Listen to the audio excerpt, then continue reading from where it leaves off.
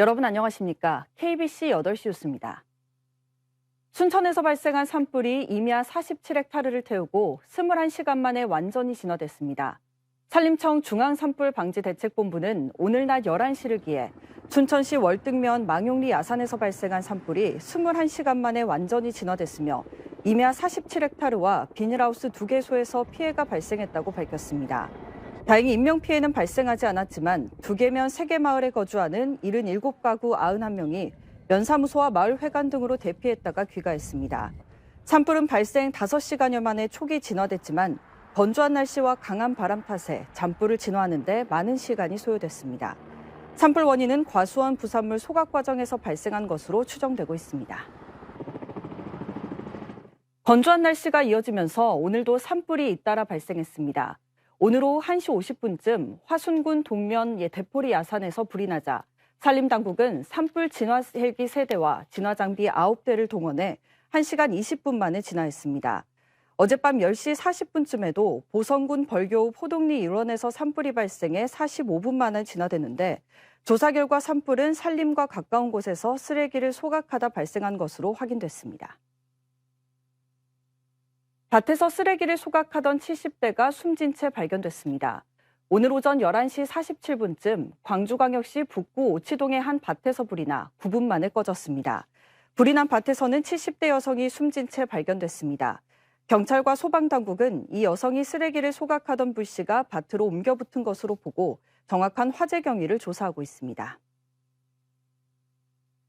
지난 주말 개막한 프로축구 K1 리그에서 승격팀 광주FC가 수원 삼성을 상대로 깜짝 승리를 거두면서 올 시즌 돌풍을 예고했습니다. 광주는 내일 광주 홈 개막전에서 FC 서울을 맞아 연승에 도전합니다. 김지연 기자의 보도입니다. 지난 시즌 K리그2를 재패하고 승격한 광주FC가 쾌조의 스타트로 올 시즌을 시작했습니다. 지난달 25일 시즌 첫 일정을 원정 경기로 맞은 광주FC는 K리그1의 터줏대감 수원 삼성을 상대로 주눅들지 않고 맞서며 1대0 승리를 따냈습니다.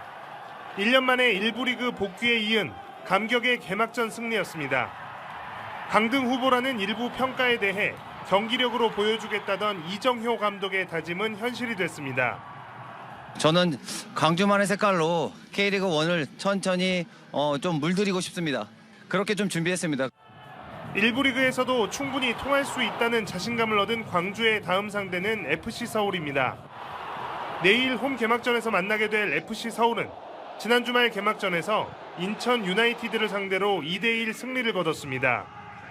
지난해까지 최근 3시즌 동안 하위 스플릿에 머물며 부진했지만 올 시즌을 앞두고는 국가대표 공격수 황의조와 포항의 에이스 임상엽 등을 대거 영입하며 명가 재건을 노리고 있습니다. 이제 새로운 선수들의 영입이 되고 또 새로운 분위기로 좀 그런 게 시너지가 나고 있는 것 같습니다.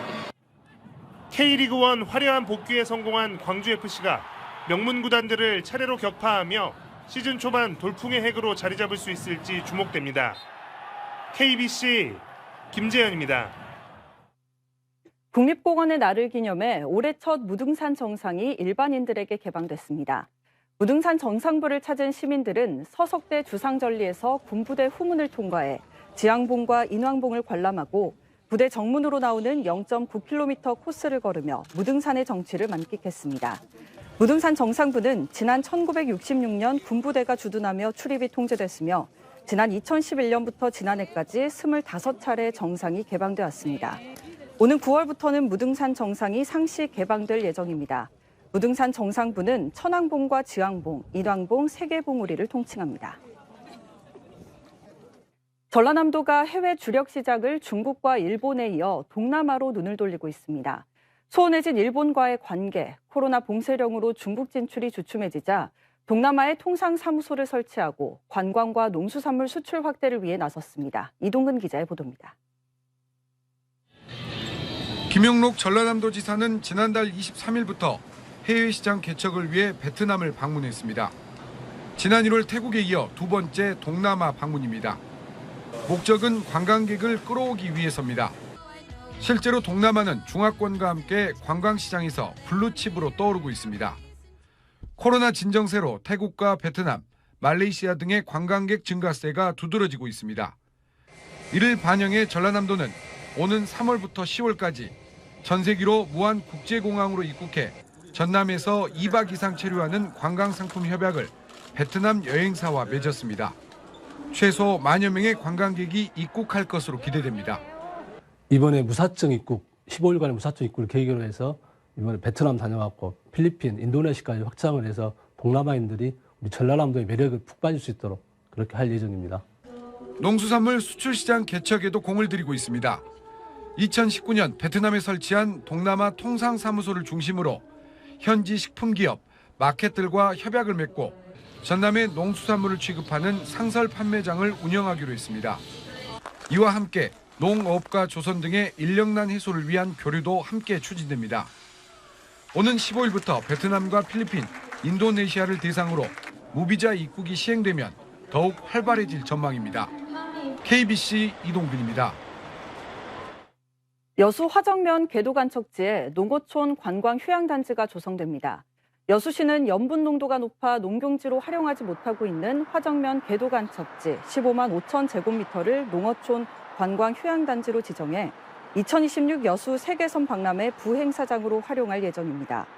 올해 1월 농어촌 공사로부터 소유권을 확보한 여수시는 하반기 지구 단위 계획 수립을 위한 실시 설계 용역을 완료한 뒤 내년 1월에 조성사업 착공에 들어갈 계획입니다. 귀농 귀촌을 꿈꾸는 도시민들의 농촌 정착 시행착오를 줄여주기 위한 농촌에서 살아보기 체험이 운영에 들어갔습니다. 전라남도는 지난 2일부터 보성 다양울림촌 마을에서 도시민 10명이 참가하는 2023년 농촌에서 살아보기 체험 프로그램을 시작했다고 밝혔습니다. 전남도는 개인당 월 30만 원, 최장 6개월까지 연수비를 지원하는 한편 농촌 인력중개센터와 연계한 맞춤형 일자리 제공을 통해 도시민들이 농촌에서 일하며 스스로 자립하는 기회를 제공할 계획입니다. 내일 광주 전남은 포근한 가운데 건조한 날씨가 계속되겠습니다. 내일 아침 기온은 광주 3도, 여수 6도 등 영하 1도에서 영상 6도 분포를 보이겠고 한낮에는 광주 18도, 목포 여수 15도 등 대부분 지역에서 14에서 19도까지 오르며 일교차가 크게 벌어지겠습니다. 건조주의보가 내려진 광주와 전남 동부권을 중심으로는 대기가 매우 건조하겠습니다. 한편 중국발 스모그가 유입되고 대기가 정체되면서 내일 광주 전남의 초미세먼지 농도는 하루 종일 나쁨 수준을 보이겠습니다.